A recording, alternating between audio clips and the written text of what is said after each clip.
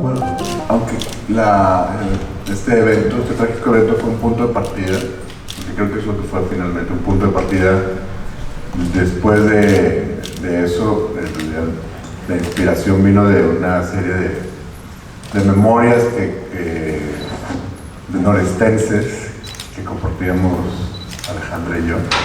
Entonces, sí, creo que eso es interesante. O sea, cómo fue un vehículo para contar una historia más de masculinidad, de la familia, de relaciones laborales. En realidad, pues la historia, la anécdota de la película es una anécdota que ha sucedido muchísimas veces, es una anécdota clásica de la Revolución Mexicana, podría decir, y además es la anécdota arquetípica del western, ¿no? Un hombre que ve amenazado su territorio y lo tiene que defender, ¿no? Y digamos que en ese arco narrativo pues había posibilidades de hablar de muchas cosas, ¿no? No creo nada más que sea una película que observa la masculinidad, sino como que creo que hay muchas cosas que eran interesantes y que pues estaban ahí por debajo de la trama más exógena. Yo creo que El Norte fue un rodaje muy agreste, que se compensó con un ambiente de trabajo muy amoroso. Entonces, como, o sea, yo no lo veo, el reto era llegar, ¿no? Y acabar el día medianamente vivos con el calor. Pero ya ahí, pues o sea, no sé, que fue muy fácil. O sea, fue muy difícil estar, pero fue muy fácil para mí filmarlo, o sea, porque era jugar con lo que estaba ahí. No había mucho más, como ayer decía Ale, nos fuimos con un dolly al desierto a hacer una película de vaqueros, básicamente, ¿no? Entonces, pues jugamos con lo que estaba ahí y el calor. La calor. No, y decir que filmamos en Villagrán, Tamaulipas, que está en un rancho que estaba a 40 minutos de Linares, que era donde vivíamos, que Linares está a 2 horas de Monterrey, ¿no? O sea, como que eso, era todo. Gabriel me decía, ¿qué necesitan? ¿Qué les llevo? Sí. Sushi. Paliacate, o sea, estábamos filmando, fue como de los primeros proyectos que hicimos post pandemia. Post encierro. Y a mí me preocupaba más el golpe de calor que el COVID, ¿no? Estábamos en un pueblo bastante encerrados y a traernos paliacates. Pues bueno, son unos actorazos, ¿no? Yo no sé si eran los más perfectos, pero son unos actorazos y lo hicieron, digo, lo puedes ver ahí, ¿no? A Paloma yo la descubrí, voy a usar ese verbo patriarcal,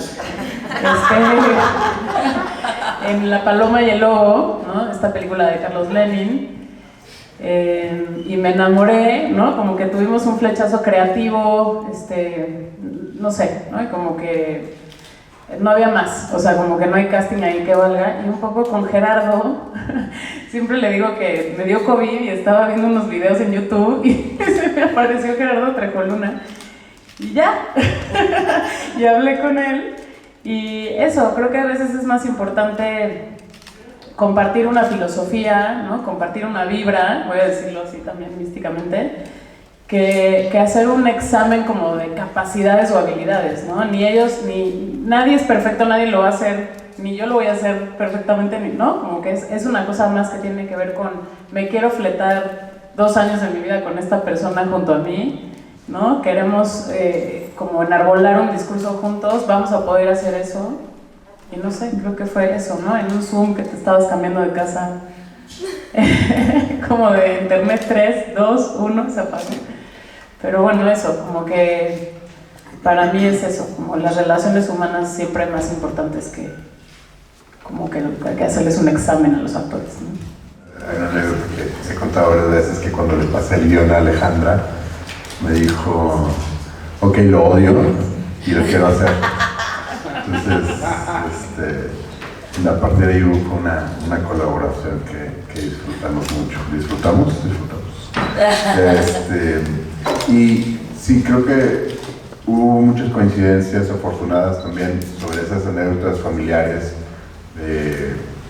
recuerdos del rancho y de mi familia, que creo que es lo que fue dándole color a una anécdota así de oscura. Y fue eso, o sea, como que pequeños hilos que se fueron jalando y que luego, pues Ale también fue sublimando gracias a que tenemos un pasado norteño semejante. Bueno, pues hacer un personaje así y con este equipo de trabajo, pues es antes que nada un regalo del destino muy importante para mí.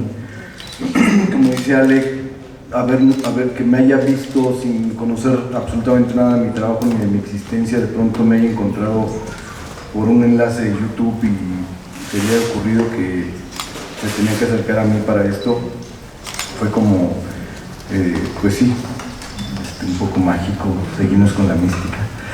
Y curiosamente yo hacía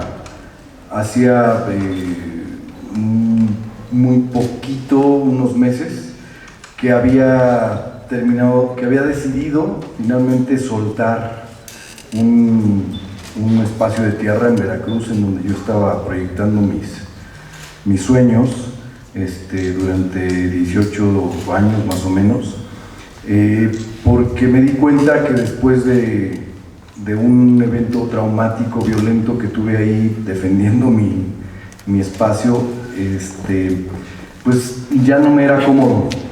Y entonces terminé soltándolo y a los 2 o 3 meses me llama Alejandra para platicarme de esta película y me dio mucho sentido poder generar una especie de sublimación de mis propios eventos en una historia como esta. Además de que me parece que algo que me encantó de la visión de Nuncio y de Alejandra fue justamente que no se quedaba en la anécdota de el valiente defendiendo su lugar, sino que justamente también tenía esta posibilidad el personaje de mostrar su fragilidad y su duda y su miedo, ¿no? En alguna entrevista de las que hemos estado haciendo le decía a alguien que me parece que el hombre más valiente es aquel que reconoce su fragilidad y su vulnerabilidad, ¿no? Y en ese sentido este personaje nos daba eso, o sea, lo pusieron de esa manera y desde ahí pues a mí me atrajo muchísimo y lo disfruté muy sufridamente, como dice Carla, porque sí, las condiciones fueron muy complicadas, pero muy amorosamente.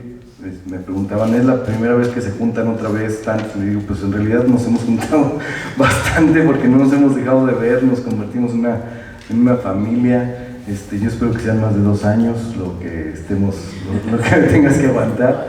Aunque no me contestes el WhatsApp. Aunque no te conteste el WhatsApp.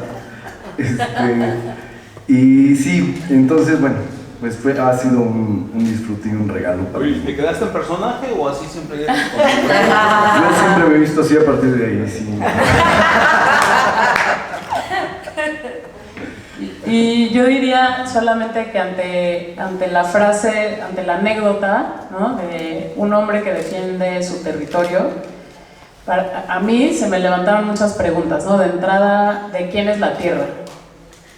¿No? Y es una cosa como que es muy básica, ¿no? Pero es de quien la compra, de quien la hereda, de quien vive ahí, de los seres vivos con los que la compartimos, y entonces ya, ¿no? Se me puso un poco a explotar, se me explotó un poco la cabeza pensando, bueno, y la tierra, como bien dice el personaje de Dolores en la peli, pues la tierra va a estar ahí, ¿no? Cuando todos estos juegos, cuando todo esto esté ya no sea relevante, la tierra va a seguir aquí.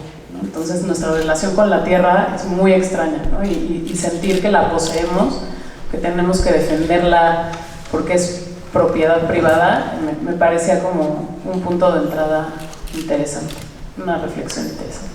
Pues a mí me encanta esa imagen porque es un ojito de agua, ¿no? Lo que ves ahí. Y es un ojito de agua que se nos contó, fue el origen o el mito fundacional de este rancho, de esta familia, ¿no? Un hombre, un abuelo que estaba buscando un ojito de agua y pues eso, ¿no? Para mí es eso, los ojitos de agua ahí están, ¿no? Ahí van a estar. Gracias. Nosotros igual no. Yo no creo que esta película sea un western, creo que es un drama que le pica los ojos al western, o que se sirve del canon del western para molestarlo un poco, ¿no? Para hablar de un poco de esta construcción de la masculinidad moderna que ha hecho el western, ¿no? En los últimos 100 años del cine. Es un género que construyó exigencias para los hombres. Y eso me parece algo muy interesante, ¿no? Me parece muy interesante entrar ahí, jugar con eso. Y a mí bueno, Fernando Bonilla, que es parte de esta película, no está aquí, me dice siempre que mi filmografía es como el juguetero de Toy Story. Y creo que tiene razón, como que me pasa que me aburro muy fácil, ¿no? Me aburro muy fácil y creo que lo que nos debe gustar a los cineastas es el cine, no los temas o los personajes o los espacios, ¿no? Y poderte meter en un universo completamente distinto cada vez me parece que es un regalo y que hay tanto que aprender y tanto que observar cada vez, ¿no? Como que se te aviva la mirada cuando llegas a un lugar nuevo. La película tiene, yo creo, muchas capas y yo creo que todo está puesto allí. El lugar ya nos condicionaba muchísimo, el lugar ya nos estaba impregnando de muchas cosas, estábamos muy juntos todos, había que de pronto romper como con la crueldad del lugar, era realmente cruel, fuerte, adaptarse a eso era también complicado, sabroso en un cierto sentido también. La gente del lugar nos trató increíble, nos ayudaron también a entrar muchísimo, pero ir entrando cada día a ese rancho, pasar por ese bosque de mezquites, ¿no? Son mezquites. Ya los mezquites tienen una propia historia, nos condicionaban muchísimo, de verdad era entrar cada día, entrar a ese universo particular. Afortunadamente el grupo de actores y de actrices pues estaban siempre muy felices y hacía que las cosas se volvieran un poco más leves y la gente del lugar, insisto, que nos arroparon y nos ayudaron también muchísimo a entrar, pero sí estábamos contando, sabíamos también que estábamos contando algo muy fuerte, algo muy duro, muy desasido de todo. Pues desde mi perspectiva lo más difícil fue planear todo, o sea, organizarnos y entender cómo íbamos a resolver todos los retos que significaban llegar a ese lugar. Pero como bien dice Carla, llegando ahí, a pesar de las condiciones climáticas, a pesar del COVID, a pesar de todo, fluyó muy bien, porque todos estábamos muy emocionados de estar ahí. Entonces, sí, yo creo que lo más difícil justo fue como entender cómo íbamos a hacer que esto funcionara, cómo íbamos a cuidar al equipo, cómo íbamos a estar cómodos, cómo íbamos a tener todas las herramientas para poder trabajar. Pero sí, estando ahí todo fluyó muy bien. Lo difícil es que era la mitad de la nada, ¿no? Entonces, yo ayer decía en Twitter como en las condiciones en las que filmamos en la Ciudad de México habrían sido inaceptables, ¿no? Había un camper para todos, los 200 actores y actrices que teníamos, ¿no? Es como el problema era la mitad de la nada, pero creo que justamente es lo que decía Dolores, eso nos ayudaba a todos a contar la película porque la estábamos viviendo, o sea, estábamos en un lugar, teníamos que defender también lo nuestro ahí en algo que nos agredía y pues se defendió con amor y un chingo de calor. Incluso de las vacas que se comían los cables, ¿no? Un día llegaron, así me dicen, oye, ¿puedes aprobar 3,000 pesos para unas tuberías? Y yo, ¿por? Es que una vaca se comió la tubería de la regadera en donde se bañan los de alimentación. ¿Cómo? O sea, eran como problemas que a los que nunca me me habría imaginado enfrentarme en una filmación. El primer día me dio un golpe de calor porque estaba muy emocionada, no había dormido, no había tomado agua, entonces estábamos filmando Mayra y yo la escena de Lili Rosa, casi me... Pero eso fue por la emoción más que nada. Pero justo como que aportar a la conversación, o sea, esto que se platica de las condiciones, como mencionar la importancia también del equipo pues de la Tuna, ¿no? O sea, del equipo de producción de Monterrey que estuvo participando en este rodaje. O sea, creo que es algo como muy chingón poder estar haciendo estas colaboraciones justo en pro de la descentralización del cine.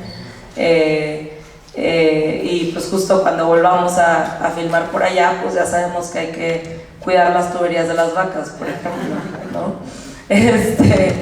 Y no sé, o sea, pues esta es mi segunda película, entonces para mí era como, ¿tenemos camper? Pues para mí las condiciones, no, o sea, yo viví otra experiencia. Yo estaba nada más feliz de estar ahí existiendo y compartiendo pues, con un crew tan chingón como el que tuvimos. No, sí, creo que una de las cosas que más me gustan de esta historia es cómo Ale construyó justo este personaje de Rosa y cómo pasa de estar al fondo a un primer plano, ¿no? Y siento que es la manera, no sé, a lo mejor estoy equivocada, pero yo siento que es la manera de Ale como de sorprender al público, ¿no? O sea, como de darle esa vuelta, de darle ese giro de, güey, claro, tú piensas que este personaje merece estar al fondo por su condición de mujer, de trabajadora, ¿no? O sea, como todos estos aspectos, y al final pues termina dándote la vuelta, pero pues tú como espectador o público pues ya te la compraste, ¿no? O sea, entonces pues eso te invita como a hacer estas reflexiones también sobre las figuras masculinas, femeninas, y también en términos como de clase, que creo que eso es lo que atraviesa también a Rosa. No sé si contesté la pregunta. Y yo quisiera agregar ahí nada más, como que también me parece importante cuestionarnos quién tiene derecho a ser un héroe, ¿no? ¿Quién tiene derecho a hacer ese performance? Porque siempre es un performance, ¿no? Sí hubo un acercamiento con los malitos y pues pidieron y les dimos porque no nos íbamos a arriesgar y fin. Para mí lo que era importante era entender que hay diferentes maneras en que la violencia en nuestro país impacta a las personas, ¿no? A los dueños de los ranchos les impacta de cierta forma, a los trabajadores de los ranchos les impacta de otra. Para mí la experiencia de filmar en el norte, en Villagrán, Tamaulipas, ¿no? Que es fuerte decirlo ahora, o sea, como que digo, qué locos, ¿no? Qué locas y qué locos que estuvimos ahí, pero para mí lo más importante y que además celebro que Gabriel fue tan insistente en que teníamos que hacerlo en el noreste, ¿no? De México, que creo que yo decía, vamos a San Luis, que son mis tierras y es lo mismo, pero hay algo en el norte que te enseña que los buenos y los malos, creemos que sabemos reconocer a los buenos y a los malos, ¿no? O sea, creemos que sabemos decir esta persona es buena, esta persona es mala, y para mí el gran aprendizaje fue un poco entender cómo esto cambia, o sea, no es una cosa que se establece y funciona así, ¿no? Los que eran buenos a veces son malos, los que eran malos a veces son buenos, y pues eso, ¿no? Creo que, como bien dices, pues sí, es una realidad, estamos funcionando alrededor o en esa realidad. Yo no sé si es importante dejar testimonio sobre esto que está pasando, pero por lo menos creo que es importante cuestionarnos la violencia, y no la violencia más evidente, ¿no? Sino la violencia un poco del sistema patriarcal, colonial, machista, clasista, racista en el que vivimos que resulta en todo eso también, ¿no? Creo que había que también hacer una mirada hacia adentro porque si no el malo siempre es el otro. Y yo agregaría que justo, o sea, no sé, para mí como norestense sí es algo muy chingón y un privilegio poder ver nuestras historias reflejadas en pantalla, ¿no? O sea, justo, o sea, como dice Ale, no sé si sea importante como esto de que quede, ¿no?, el manifiesto de esta historia y quiénes hemos sido, pero sí creo que al menos en el presente poder reconocernos en pantalla y poder ver nuestras historias, al menos a mí me da un sentido de poder expresar mi voz, o sea, decir, no mames, tengo voz, güey, puedo usarla, puedo decir quién soy, de dónde vengo, qué experiencias he vivido, también importo, ¿no? Con Clau, o sea, de nuevo creo que lo más importante en una colaboración es la humanidad, ¿no? El intercambio humano que existe ahí. Con Clau hicimos un poco como una especie de reescritura de la historia, ¿no? Pusimos tarjetitas en la pared y empezamos a ver de qué se trataba la película y cómo eso tenía que ser representado visualmente. Una de las ideas más grandes y de las decisiones más grandes que tomamos fue controlar el color mucho, ¿no? Darle un significado al color rojo, ¿no? que es bastante Plaza Sésamo. Si ya ves la película con esa idea, ¿no? Es como el rojo es la maldad. ¿Quién es malo cuándo?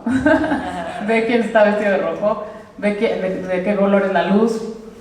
En fin, ¿no? Como que a partir de un poco esas ideas que te ayudan a ir condicionando a un espectador a que sienta cosas, a que perciba cosas, a que tenga corazonadas. Para mí es muy importante que el espectador tenga corazonadas, que diga, ay, no sé por qué, pero creo que esto, ¿no? Y claro, pues las imágenes y el sonido, ¿no? Como que dejamos el sonido siempre muy de lado y son los elementos cinematográficos que tienes para condicionar, para narrar, desde una cosa que no es verbal también, ¿no? Que es sensaciones y una percepción como en otra dimensión, ¿no? Y creo que Clau es una mujer brillante, ¿no? y con la que fue muy fácil tener esta conversación, ¿no? Como es más importante a veces entender la filosofía de la película, de qué va, ¿no? El famoso animal gaze que le decíamos, ¿no? Esto ya no es female gaze, esto ya es animal gaze, y cómo lo vamos a representar. Y entonces Clau trajo estas ideas como, bueno, esto es con un prisma que pones enfrente de la cámara y cosas locas, ¿no? Que también un poco creo que como que ese fue el acuerdo entre ella y yo, como que hagamos cosas locas, o sea, ya que flojera hacer lo que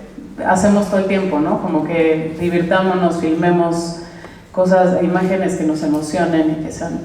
Y he de decir que yo ya, en mis colaboraciones con fotógrafas mujeres, que sí lo tengo que decir, he descubierto más esto, ¿no? Esta conversación filosófica que carga la película. Entonces es muy fácil llegar a un set y decir, ¿cómo voy a filmar esto? Pues así, porque pues esto es, ¿no? Y eso, creo que se vuelven relaciones más filosóficas, menos técnicas, ¿no? Que si pones un paralelo, pones en la cámara voladora 3, ¿no? O sea, me da igual, ¿no? Yo lo que quiero saber es que estamos conectadas, sabiendo que estamos contando y todo lo demás se resuelve. Muchas gracias a todos los que pudieron venir y continuamos. Gracias.